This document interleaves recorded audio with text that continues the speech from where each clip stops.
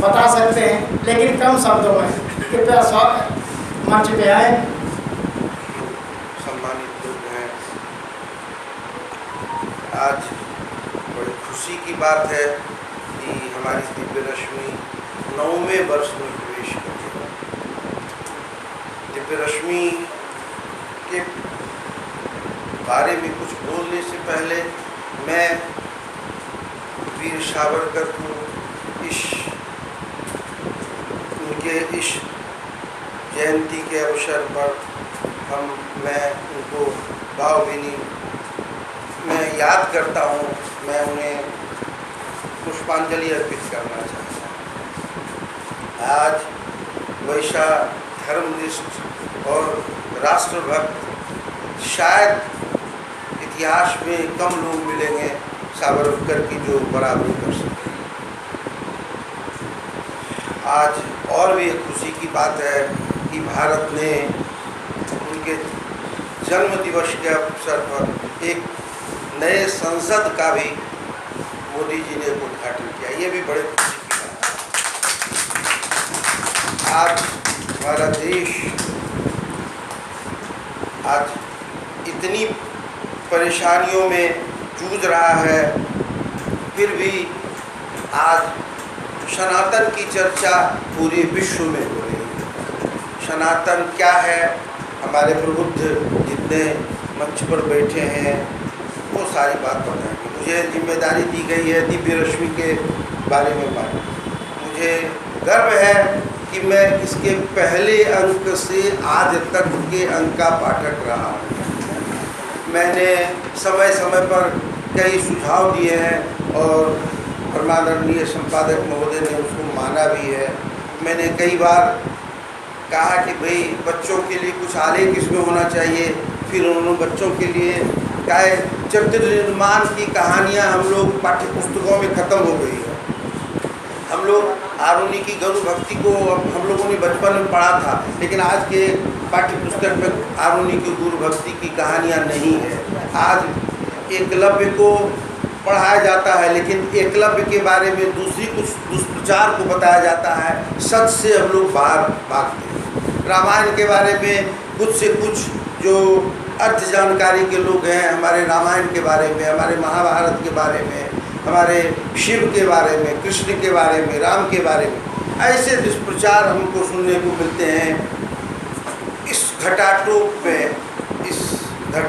में दिव्य रश्मि एक रश्मि देने का काम करता है, क्योंकि ये राजनीति से अलग, बिल्कुल राजनीति से इनको कोई, और ये संग्रहणीय इसलिए है कि इसमें कोई भी बातें ऐसी नहीं होती है जिसको आप, ये पुराना होता ही नहीं है। मैं इंडिया टुडे का पाठक हूँ, लेकिन इंडिया टुडे को हर साल में मैं बेच देता हूँ, क्योंकि मुझे राजनीति से बहुत इंटरेस्ट नहीं है। दिव्य रश्मि की पत्रिका मैं सारा सहेज के मैंने रखा है, क्योंकि दिव्य रश्मि में ऐसी ऐसी कुछ रचनाएं हैं जिसको आप आजीवन याद कर सकते हैं। मैंने कई आलेख पढ़ा है जिसमें शिक्षा पर, जो हमारी शिक्षा नीति है, हमारा जो अंग्रेज़ों ने हमारे शिक्षा का जो मैंने स्थिति खराब की, सारी कहानियाँ मैंने इसमें पढ़ी। कहानियाँ नहीं, सारा इतिहास मैंने इससे जाना है। महाराणा प्रताप के बारे में मैं नहीं जानता था, मैंने इससे जाना। विवेकानंद के बारे में मेरा अपना मानना है कि दिव्य रश्मि एक पत्रिकाओं की भीड़ में अलग एक रश्मि फैला रही है। इससे बड़ी बात क्या हो सकती है? हाँ, इसका प्रचार प्रसार कम है, लेकिन जितने यहाँ पाठक हैं वो इसके विशिष्ट पाठक हैं। वो एक पाठक 100 पाठकों के बराबर है। मैं सबसे ज़्यादा इस पत्रिका में, मैं इसके संपादकीय का मैं बहुत बड़ा प्रशंसक हूँ। मैं संपादक जी को कहता हूँ कि इतनी व्यस्तता के बावजूद आप कैसे संपादकीय इतना अच्छा लिख लेते हैं, मुझे नहीं पता है।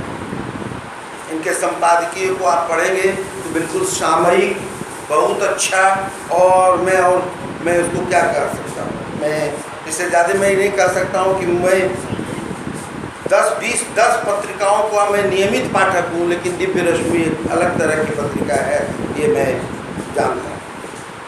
मैंने संपादक जी को एक और बातें कही है, आज आप लोगों को भी मैं बताऊं कि मैंने कहा है कि इसका 100वां अंक जब आप निकालें तो 100वां अंक में कोई आलेख ना हो, सिर्फ आपके 100 जितने भी संपादकीय हैं वो 100 आलेख का एक संकलन, इसका 100वां अंक मैंने एक सुझाव दिया है, और उसको अगर मैंने कर सके तो हमें खुशी होगी, क्योंकि दिव्य रश्मि एक रखने वाली पत्रिका है, इसको संग्रहणीय अंक है, सारा अंक संग्रहणीय है, और ये उत्तरोत्तर विकास करे और इसकी दिव्य रश्मि पूरे भारत में फैले, विदेशों में जाए, इसी शुभकामना के साथ नमस्कार।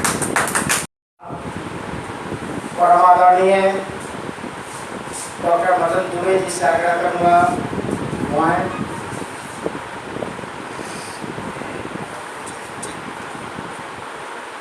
मंच पर आसीन हमारे आदरणीय श्री विद्वद्जन अध्यक्ष कमलेश सुजात जी, मुख्य अतिथि मार्कंडे जी, अति विशिष्ट अतिथि धर्मचंद पोद्दार जी, मार्कंडे जी, और हमारे सभी विद्वद्जन इस सभा में बैठे लोगों का मैं पहले नमन करता हूँ कि आप लोगों ने एक डॉक्टर को भी इन साहित्यकारों के बीच में आमंत्रित किया बोलने के लिए। मैं तो खुद ही तीन कर्तव्य विमूढ़ हूँ कि इस विद्वत सभा में मैं क्या बोलूँ। मैं तो मेरे बारे में आपको नहीं, चूँकि मैं पहली बार इस सभा में आया हूँ। मैं पटना मेडिकल कॉलेज से MBBS डॉक्टर CP के अंदर MD करने के बाद मैं रेलवे में था, मैं मेडिकल डायरेक्टर से रिटायर किया पटना से, और उसके बाद मैं मेडिकल कॉलेज में चला गया और अंत में एडवर्ड डिपार्टमेंट से नेताजी सुभाष मेडिकल कॉलेज से मैं रिटायर किया अभी इंसान। तो यह कोई चिकित्सा वाली कोई सभा तो है नहीं जहाँ पर मैं बहुत ज़्यादा कुछ आपको दे पाऊँ, लेकिन आप लोगों के संसार में आने का एक मौका मिला और बहुत अपने को गौरवान्वित महसूस कर रहा हूँ। यह दिव्य रश्मि पत्रिका नाम भी दिव्य है, और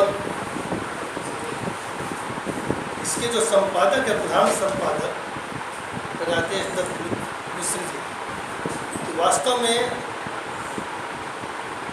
मैं इनको धन्यवाद देता हूँ कि हिंदू धर्म को, हिंदुत्व को इस राष्ट्रवादी पत्रिका के माध्यम से प्रचार प्रसार कर सबको आलोकित कर एक समाज सुधारक के रूप में एक सांस्कृतिक धरोहर को अक्षुण्ण रखने की दिशा में इनका प्रयास अतुलनीय है, और मैं इसके लिए इनका साधुवाद देता हूँ। मुझे पता चला कि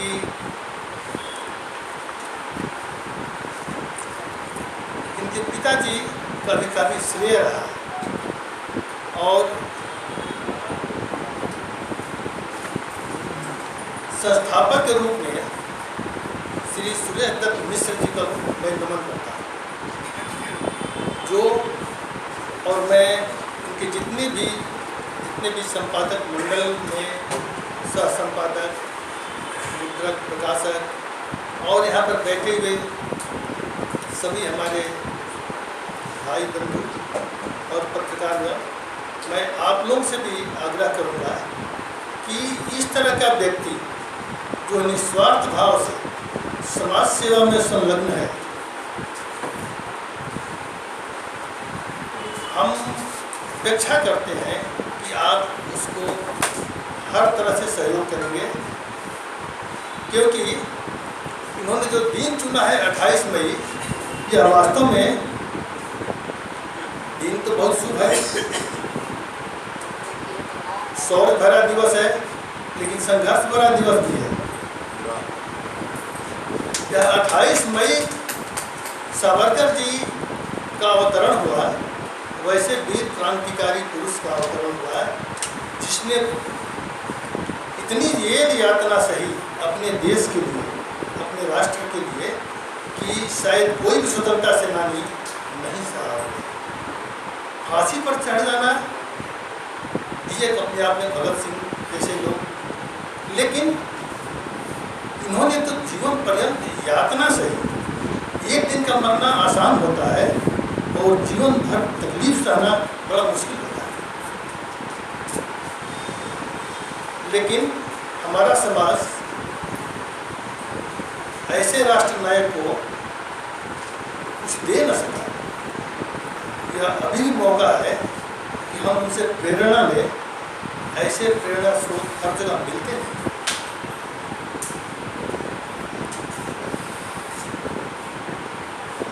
इस पत्रिका का 9 साल 9 एक बहुत ही शुभ अंक है।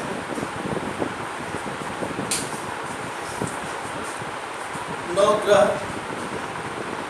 9 महीने के बाद फुल डिलीवरी होती है। लगता है 9 साल के बाद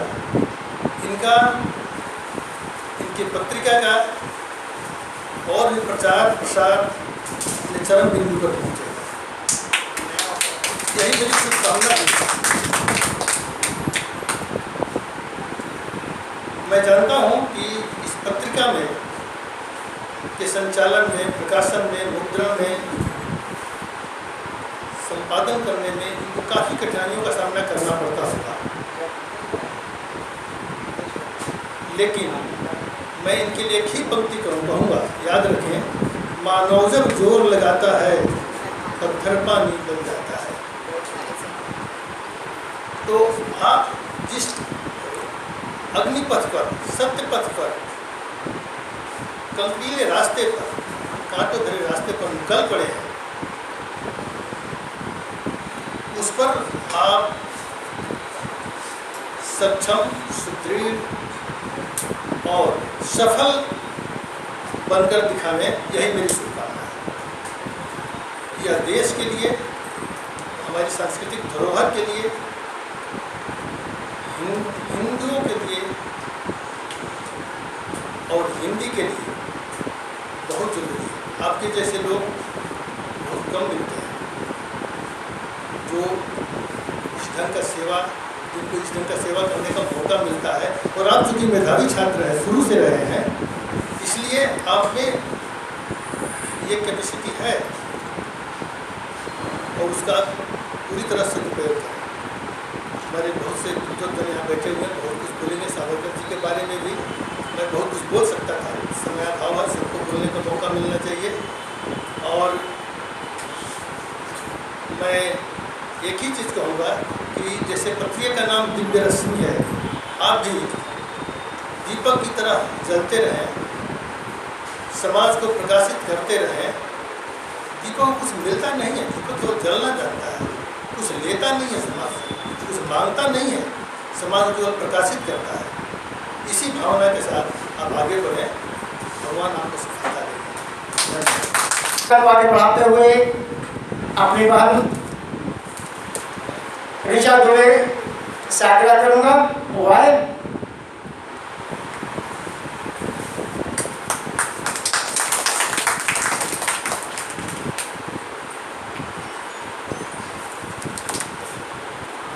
उपस्थित सभी अतिथियों को, जो अध्यक्ष हैं, विशिष्ट अतिथि, मुख्य अतिथि, सबको मेरा सादर प्रणाम। आज बहुत ही शुभ दिन है कि आज 140वीं जयंती है सावरकर जी पर की, और 9वें स्थापना दिवस, मतलब 9वां स्थापना दिवस है दिव्य रश्मि का। इस समय मुझे जयशंकर प्रसाद की लिखी हुई वो कविता का चंद लाइन याद आ रहा है जो दोनों के ऊपर सूट करता है। अभय पुत्र हो तुम, दृढ़ प्रतिज्ञ सोच लो, प्रशस्त पुण्य पंथ है, बढ़े चलो बढ़े चलो। तो ये जो पंक्ति है ना, ये वीर रस की, ये इन दोनों के ऊपर बहुत सूट करती है और आज बहुत अच्छा दिन भी है। जैसा कि हम लोग जानते हैं कि वीर सावरकर जी अभी अभी भैया बोले कि वो राष्ट्र नायक थे, सही में वो राष्ट्र नायक थे। इतना बचपन में अपने माता पिता को खो दिया, बहुत संघर्ष से वो आगे बढ़े, अपनी पढ़ाई किए, वकालत किए और बहुत ही अच्छे, मतलब बहुत ही देशभक्त वो थे ही, लेकिन ऐसे क्रांतिकारी थे जिन्होंने अंग्रेजों के दांत खट्टे कर दिए। और उन्होंने जो एक शब्द दिया, वह शब्द था हिंदुत्व। यह शब्द इतना मायने रखता है हमारे लिए कि हम इसकी क्या बखान करें। उन्हें हिंदू, हिंदी और हिंदुस्तान, ये 3 शब्द से बहुत प्रेम था। इसलिए वो चाहते थे कि एक राष्ट्र, एक धर्म, एक जाति, एक आशा और एक भाषा, ये उनका सपना था। और दिव्य रश्मि उनके इसी सपने को साकार करने के लिए अस्तित्व में आई। ये जब इस पत्रिका की सबसे अच्छी खासियत यह है कि ये धर्म पर बात करती है, धर्म के लायक मिलते हैं इसके लिखने के लिए। और दूसरी चीज है कि इसका राजनीति से कोई संबंध नहीं, जो ये अपने आप में बहुत बड़ी बात है। कोई भी पत्रिका उठाइए तो राजनीति से रिलेटेड बातें जरूर मिल जाती हैं, लेकिन दिव्य रश्मि में ये बात नहीं है।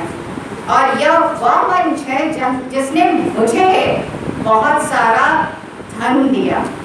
अब धन से ये मतलब मत लगाइए कि मेरे पीछे इनकम टैक्स वाले दौड़ा रहे हैं आप लोग, वो धन नहीं, मैं ज्ञान रूपी धन की बात कर रही हूँ।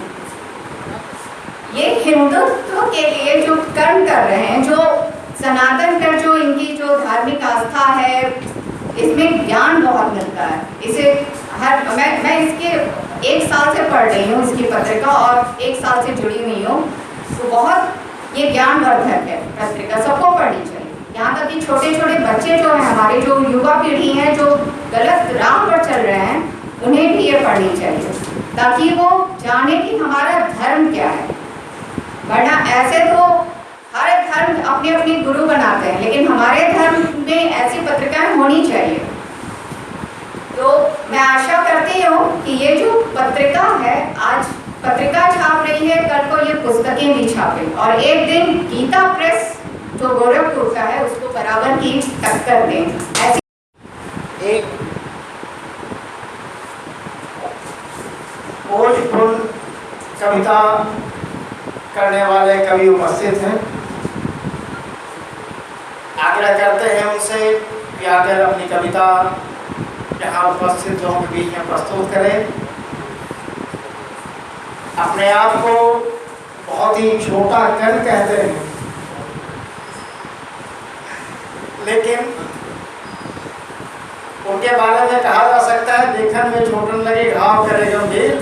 संजय मिश्र अनु, अपने नाम के साथ अनु जोड़ दिए हैं, मतलब छोटे हैं लेकिन बड़ा गंभीर बात रखते हैं। संजय जी, स्वागत है आपका। मैं भारत का एक ब्राह्मण संजय कुमार मिश्रा हूँ।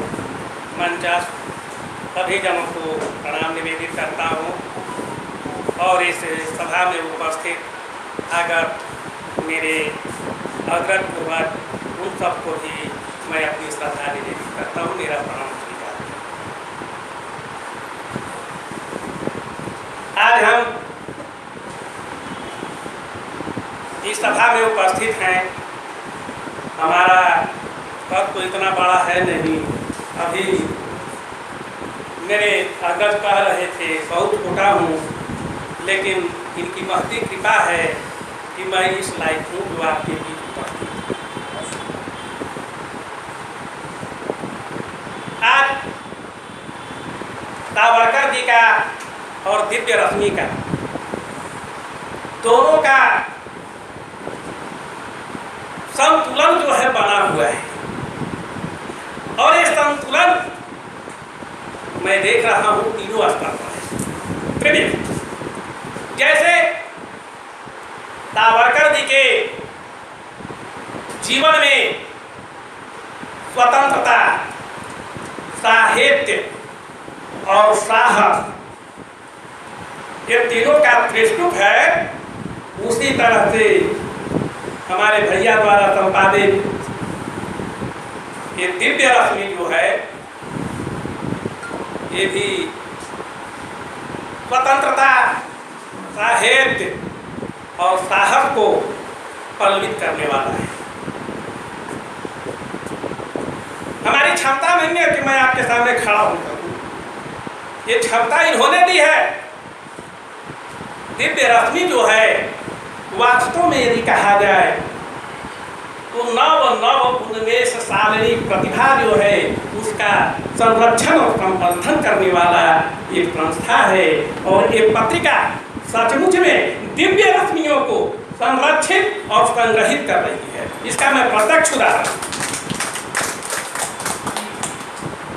हालांकि समय कम है, वक्त कम है और वक्ता ज़्यादा है, आने के पहले ही पाबंदी लगा दी गई है।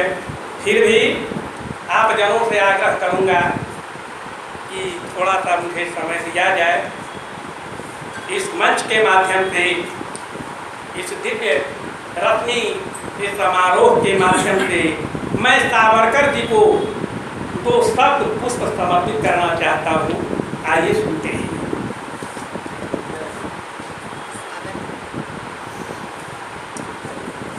वीर सावरकर,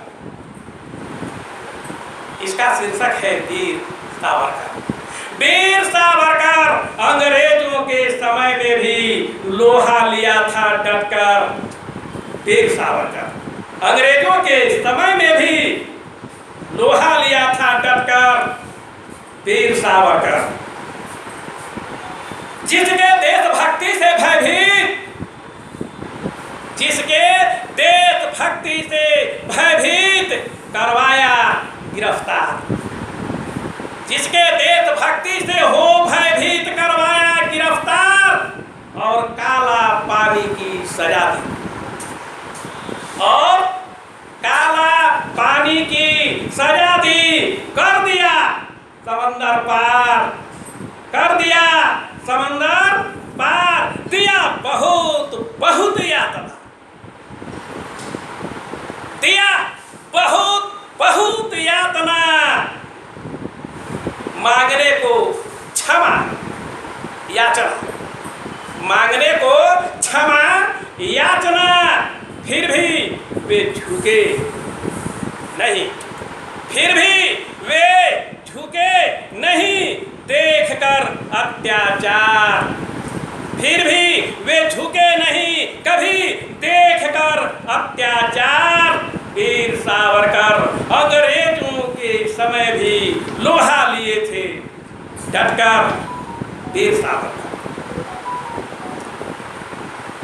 व्यक्त करते रहे भावना, मन में रख देशभक्ति की संकल्पना, मन में रख देशभक्ति की संकल्पना व्यक्त करते रहे भावना। लेखनी बनी कोयला, लेखनी बनी कोयला, पत्थर और पृष्ठ बने थे दीवार, और पृष्ठ बने थे दीवार। वीर सावरकर अंग्रेजों के समय में भी लोहा लिए थे डटकर। वीर सावरकर कर गए सागर को पार, कर गए सागर को पार, उधर देखते रहा अंग्रेज का जत्था। कर गए सागर को पार, उधर देखते रहा अंग्रेजों का जत्था। आखिर कैसे निकल भागा निहत्था, आखिर कैसे निकल भागा निहत्था। गोरी शासन को ललकार, स्वतंत्रता की बलि वेदी पर दिए बलिदान उदार।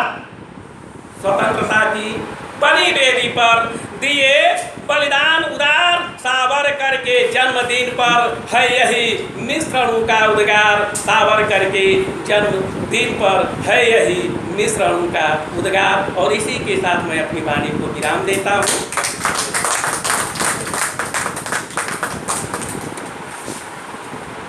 धन्यवाद संजय मिश्र अनु जी।